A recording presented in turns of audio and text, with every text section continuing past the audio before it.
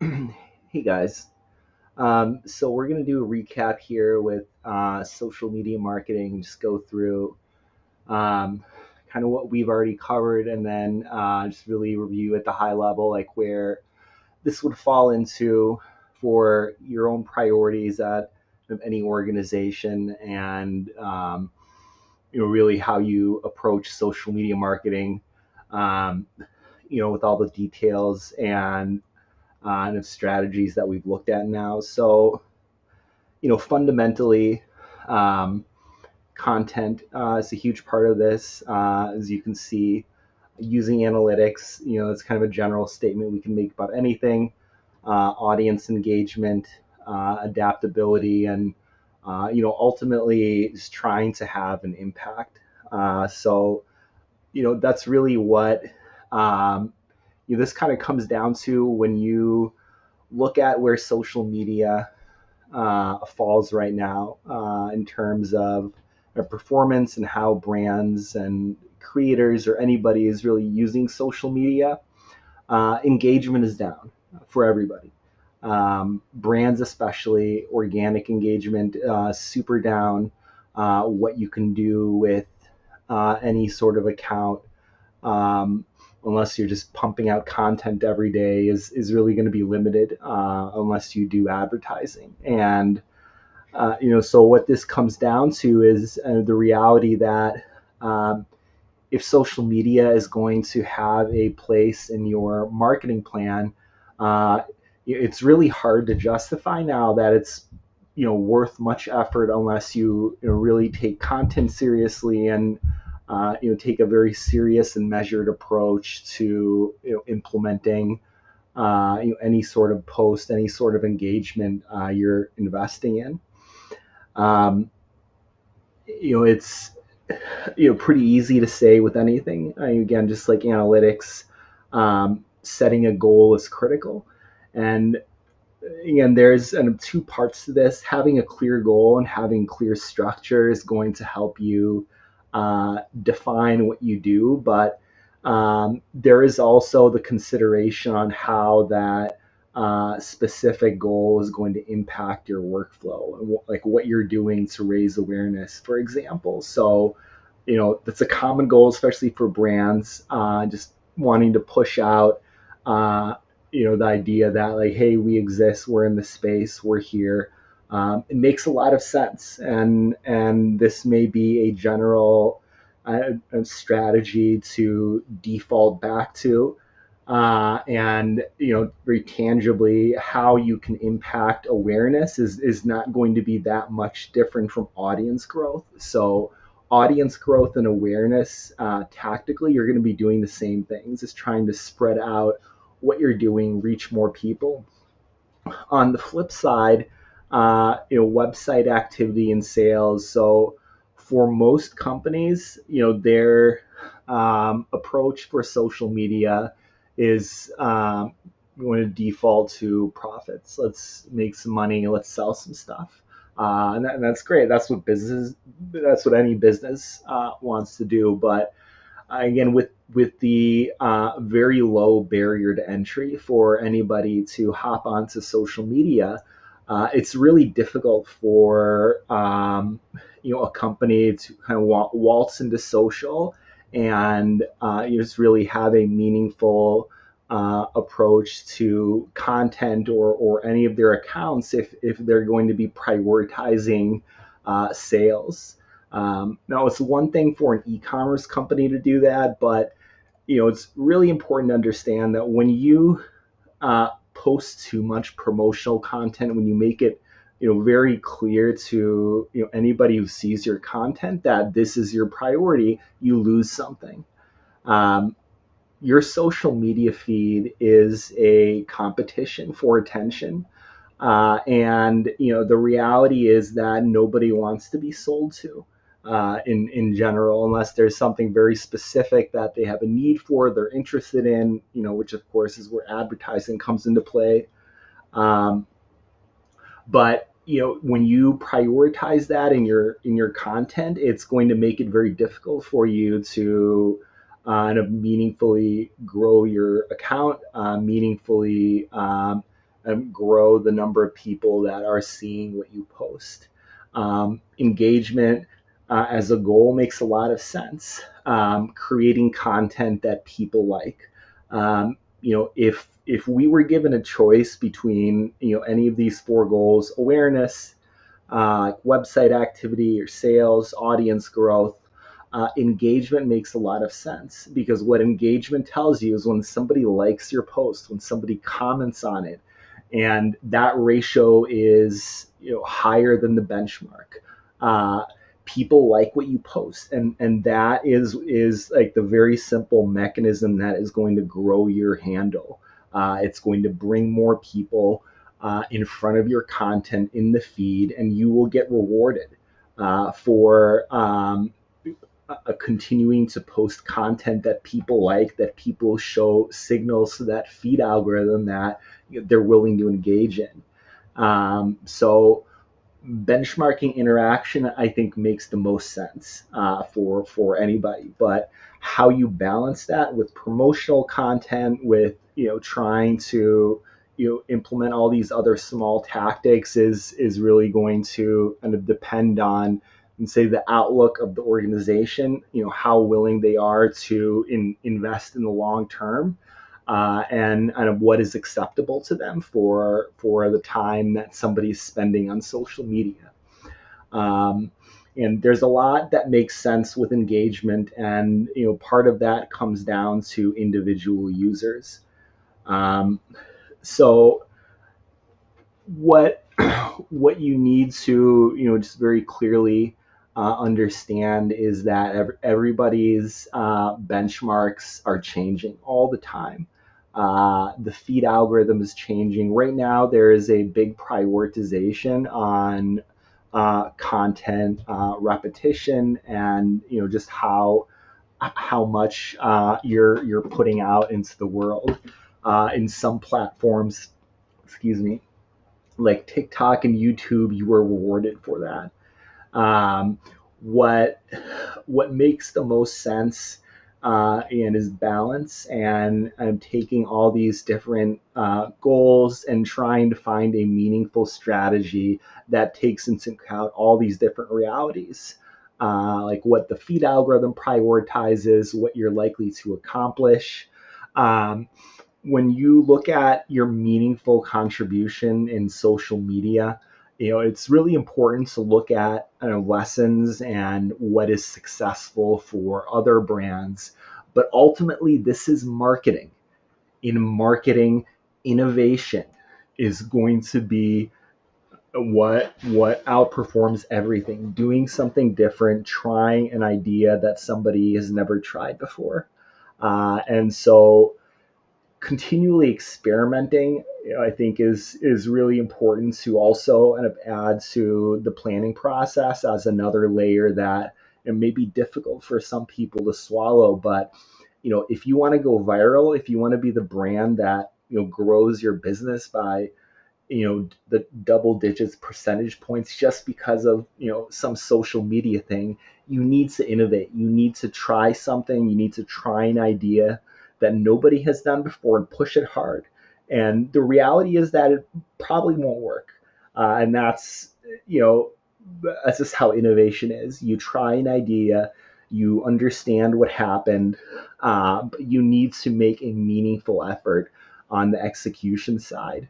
And ideas are great, but how you implement that, and how much effort you invest into making it happen is very frequently the deal breaker. There's a saying in Silicon Valley and all the startup stuff. Uh, Ideas are cheap. Execution. Actually, I can't quite remember what the saying is. It's execution is key. That matters more than ideas. Um, and you're also looking at you know outperforming people and accounts that you're competing against. And so when you take into account all these ideas that you're trying and the things that you're doing that haven't been done before, um, you need to do it better, as good or better than the other guy. And so, look at individual content, look at how the other guy's content is performing, look at their audience, and make that comparison between yourself and what you're doing. So, let's look at all these different factors just to kind of review of what is going to be important here. So, audience, as with any marketing, this is a fundamental part of promoting a organization or a product, and it gets kind of boring. Just hearing audience, audience, audience over again. At some point, it's going to click for you. It really matters what the audience is, who you're targeting. If you're selling fishing gear, you want to sell the people that are fishermen. You don't want to sell the people that are interested in knitting.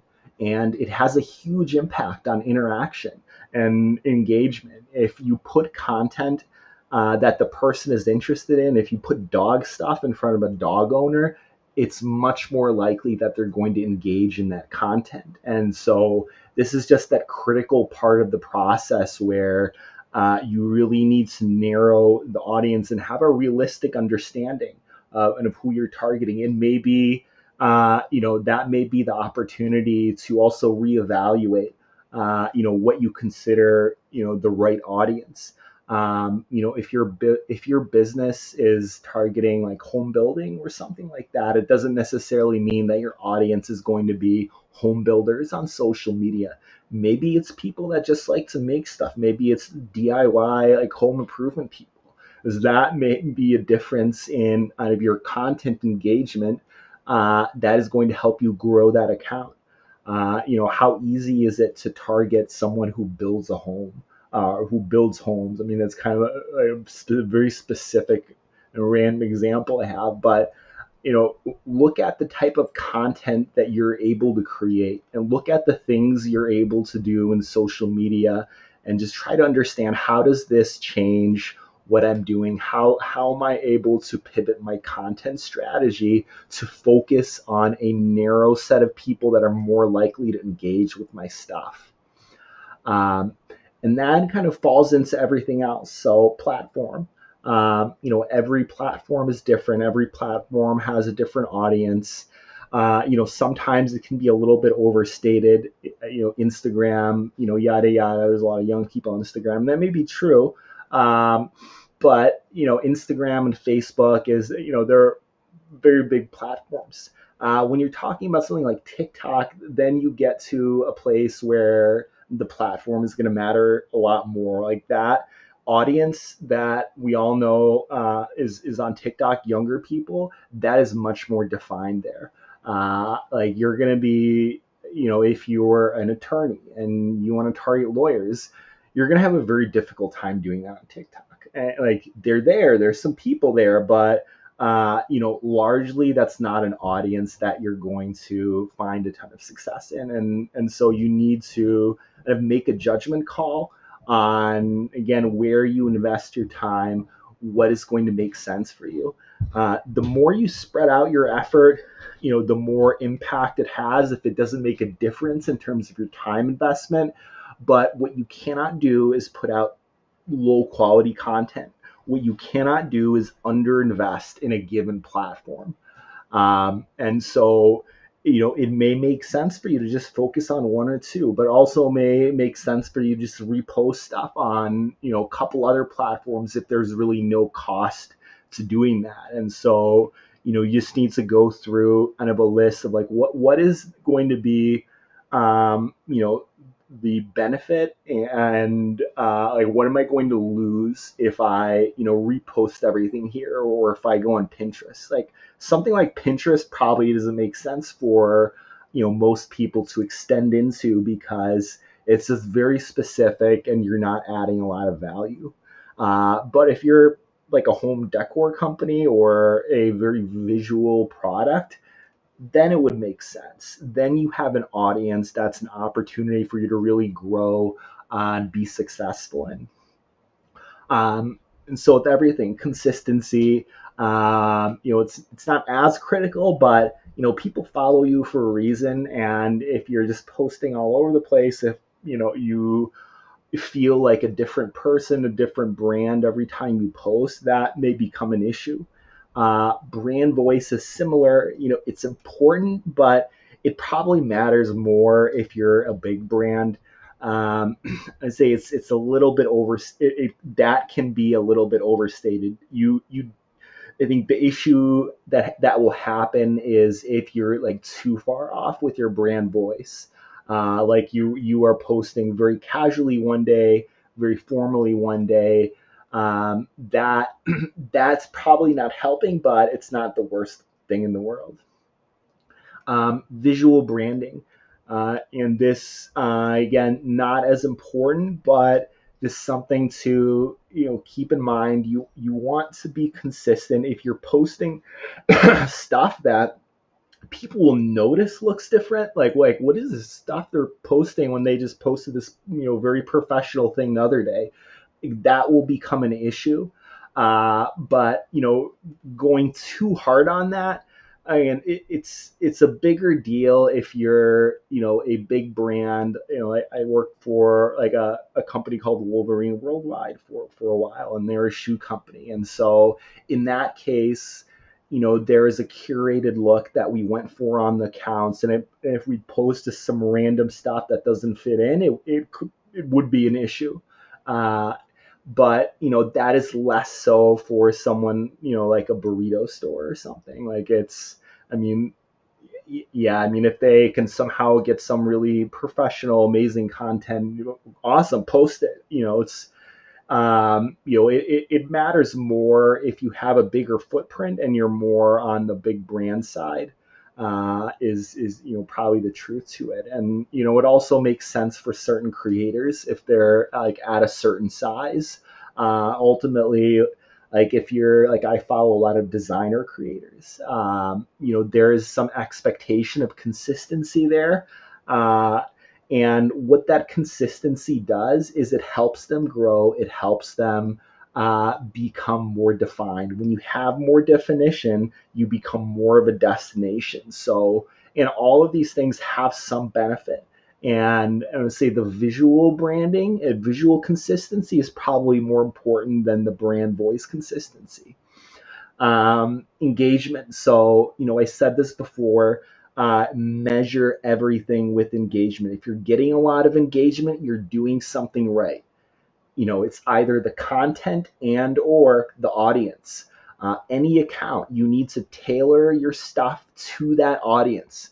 And if you're a fishing store, if you sell fishing equipment, you're targeting fishermen. Post stuff that fishing dudes like. And it's a very, very simple kind of concept that is wildly successful. So it's also depending on some compartments. You also have to out innovate in that. And so if you sell jewelry, you may be limited in kind of what you're doing with your social. If you really go too hard with yourself on like the type of content you create. There are some things that some compartments on social media that are just hyper competitive. It made a lot of sense for that industry to do social like 5 years ago. Now it's just all over the place. And there's some types of businesses like makeup, for example. Oh man, is that stuff competitive?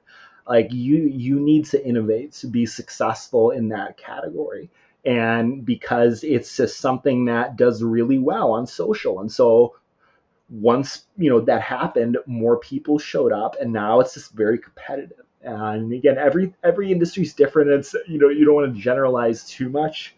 Again, you have to kind of make your own evaluation for your own industry, your own account. Collaboration. So we're going to talk about this more. This is one of the most impactful strategies that you can do to grow your audience. Like when you're sitting down, like, oh man, I need to grow my account. What do I do? Well, team up with another account. Very simple. Like they get your audience, you get theirs. It's a simple strategy that has been used for years by like historically. It's just been the way that people grow their social media accounts. They team up, they do shout outs. Hey, tag me, I'll tag you. Very effective. There's a million different ways you can do it. You need to collaborate, get in front of more people, come up with some content ideas. It will be successful. Again, when you're thinking about where to spend your time, do this. If you're not doing this, you are losing a lot of opportunities. Um, and so a couple more things: social analytics, measure your stuff, measure for engagement, see what content is working, see what content is not. If you have the ability to tag your content, or at least mentally organize the type of stuff you're posting, and oh man, every time I post a picture of a fish, it gets a lot of likes. We'll post more pictures of fish. And so, and that fisherman example. And trends is the last one. So adapting to change, stuff is very fast paced. This applies more to an account that has a larger audience, especially one that is more in tune to pop culture, like a younger demographic. But and this is more of a uh, uh, content strategy, but you need to be aware of what's going on in kind of the zeitgeist of social media, and there will be changes, there will be opportunities for you based on that. Social media management. So what all this really is just a workflow for you to manage your accounts. The vast majority of serious social media accounts use social media management tools. There's a million tools, Hootsuite, Sprout Social, all of those are great. What you want to do is find efficiencies, find ways to manage your account where you're not going to be spending time on things that are not going to add a lot of value. And so these tools are really well built out. They're very in tune to what works and what doesn't, because there's a lot of them and they compete against each other. So not always the case in software. Like, this is a great example of very successful capitalism. Like, all these guys are like, ooh, they did that, I'm going to add this feature. Ooh, they did that. Sprout Social, I don't use Sprout Social, but it's my favorite. They're a heavyweight. They have, in my opinion, the most capable tool. There's a lot of stuff you can do, and Sprout, especially, you can see from the screenshot, they're very good with analytics. So you can measure this, you can compare and contrast. There's a lot of there's a lot of competitor analytics and some research that it kind of adds in here, which isn't the case with some of these other platforms. What I really want to emphasize is, no matter what platform you are using, learn how to use the tool, read their documentation.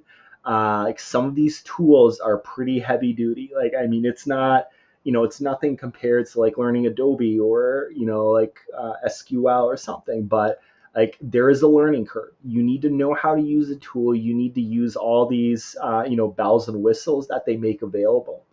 So it's a simple matter of spending time with all these features and maximizing what this does for you.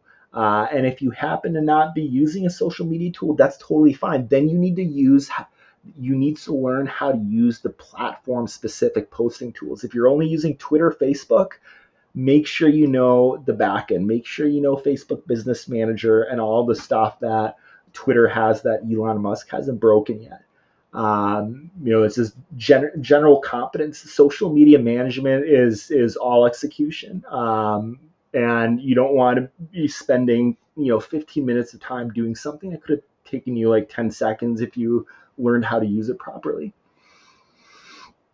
So here's the best way for you to look at social media and what this is. I don't think you should look at social media as a marketing strategy. I don't think you should look at it as like, oh man, I got to do this job. It's social media, mission accomplished. It is a bunch of people.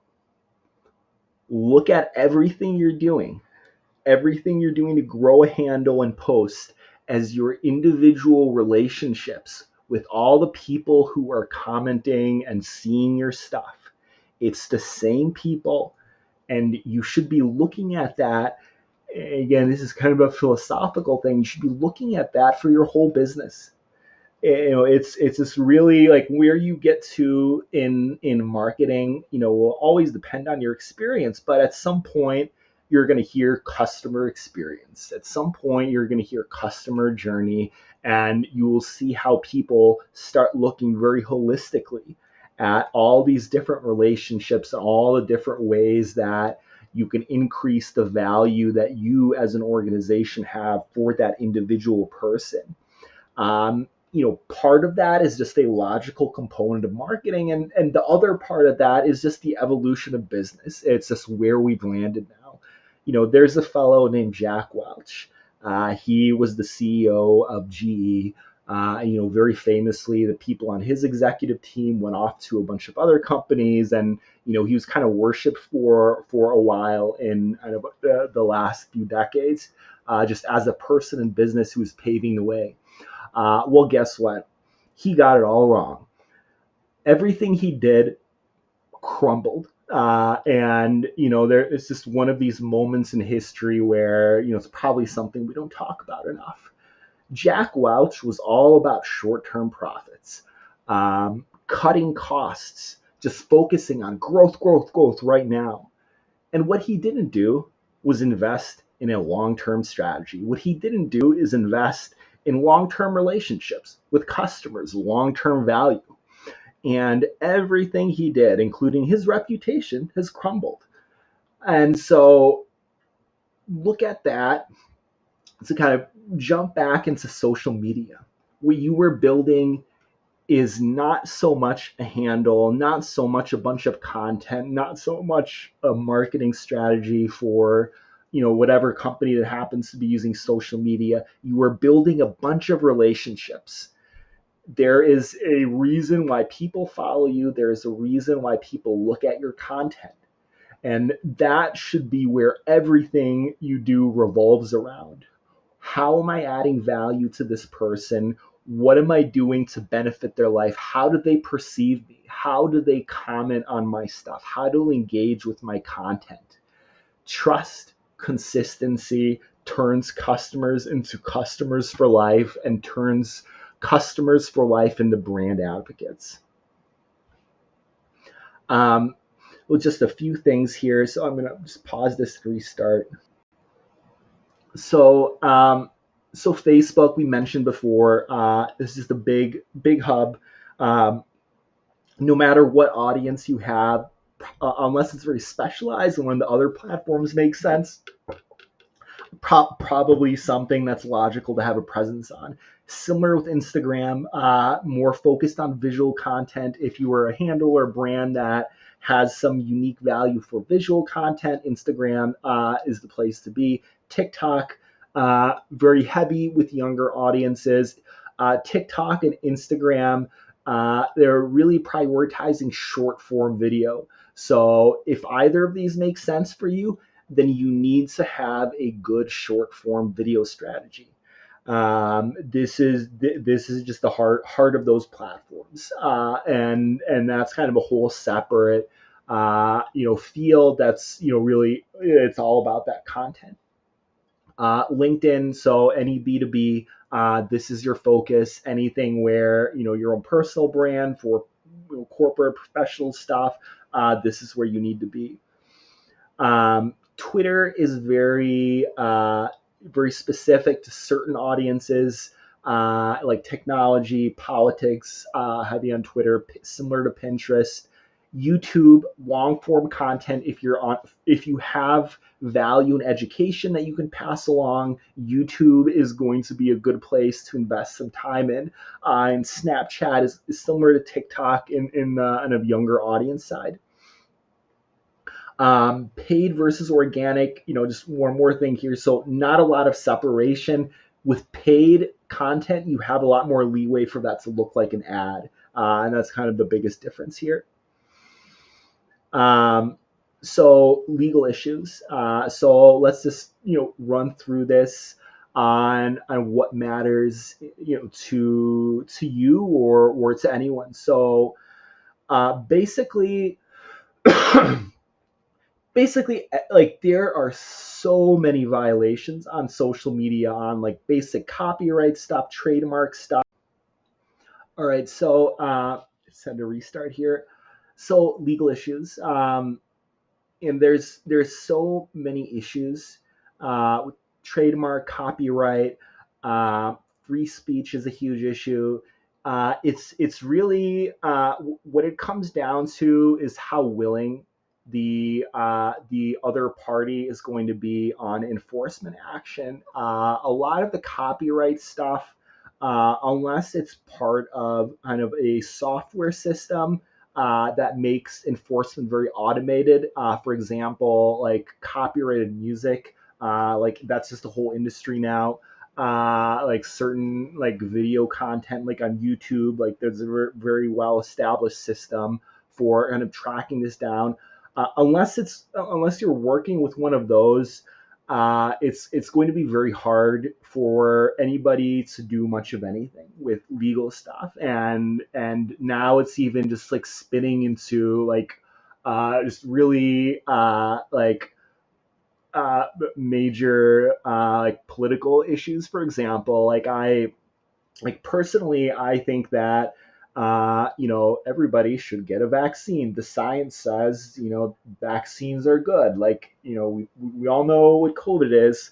Well, it turns out that there were some representatives of the United States government that in one case had someone's Facebook account deleted, are sequestering free speech. Now, I don't agree with the people that are going around saying don't get a vaccine, but limiting their ability to protest. Oh boy, we are in some wacky territory in social media. So this is more marketing. There are some really fundamental like free speech issues right now. Another thing is there is a huge disinformation campaign operated by the United States government for certain categories that are related to like legislation that's happening right now. Congressional testimony. We also have foreign governments running disinformation campaigns, like all the Trump Russia stuff. Like, hey, that didn't go away. That's all still there. So again, that's a whole separate side of this, but social media is a part of our everyday lives, and there's a lot of stuff going on here. The legal issues, the biggest stuff right now is this whole like information warfare, free speech thing. But for us, that's not our job. We're just hanging out and kind of watching that stuff happen. But you need to be aware is that is there, and that is the elephant in the room. Our rights versus society's interests. What do you do when a bunch of people start saying crazy things that are hurting society, like the vaccine thing? Like that's an example of that. And how that plays out, uh, what the legal repercussions end up being, how much that infringes on like individual rights, like that, that's all for a courtroom to decide. It's very, very interesting. Um, for us, on the marketing side, what we're primarily dealing with is copyright stuff. You can't just post content that you feel like, oh man, this is, a cool thing, I'm going to post it. Well, if they have a copyright on it, if you're using someone's trademark, well, guess what? You actually are not supposed to be doing that. A takedown notice is a very efficient way for you to let somebody know that they need to take that stuff down. We're going to court. So if this happens to be you may be a creator that has time on their hands. This takes time. There's a process for it on each platform. Again, it's the judgment call that you're making. Are you a brand that sees some sort of like cost to what this other person is infringing on? Then maybe it's worth your time. Takedown notice is a good place to start the process for every platform. Fair use is the most important legal concept for you to understand, and when something infringes on copyright. Like, what are you, how are you infringing on that? For example, like I have stuff here in this course that is probably not aligned with copyright stuff. Like I've just thrown some stuff in, but this is I'm teaching at a public university, so it's a little bit different.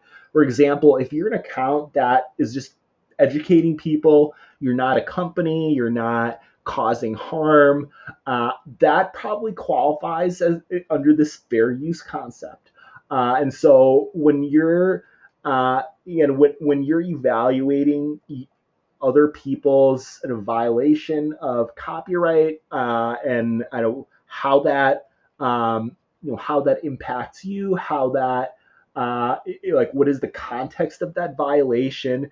You need to kind of go through this kind of list of like qualifying for fair use, which would be the exemption. Like one of the like one of these is effect on market value. If you're doing something like if you're publishing a book and telling everybody like all this stuff in the book, and that has a clear and like detrimental effect on the market value, and you also are not going to get an exemption on the educational side, well, that you do not qualify for fair use. You're just like causing harm to somebody, and you're not doing it for a benign purpose for the greater good. So would not work in front of a judge.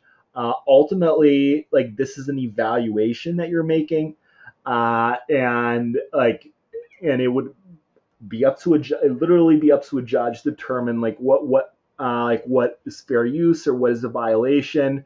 But you have to kind of make that determination on what you're doing. Transformative use. When you take something and just make it so different in its kind of purpose and character, and that it falls under like this qualification, that is another big exemption. There's a lot that will happen in kind of artistic, creative content that makes this like the primary like way you would evaluate a copyright issue.